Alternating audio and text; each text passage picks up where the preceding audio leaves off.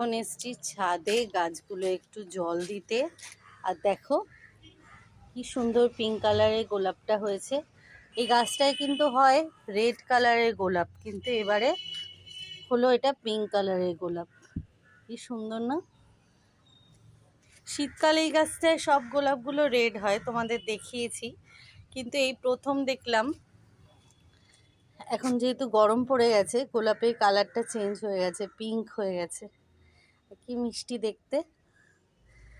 আর এইগুলো কি ফুল তোমরা অবশ্যই জানিও তো।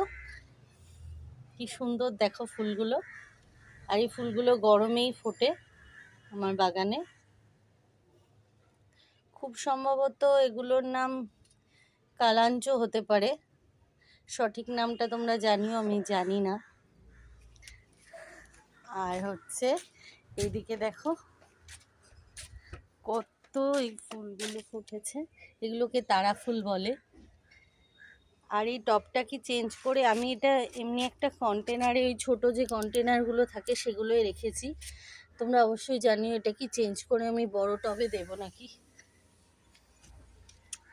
এই দেখো আরেকটা তারা ফুল হয়েছে, এটাও কি দারুণ কালার। ওটা অরেঞ্জ কালার আর এটা হচ্ছে হলুদ।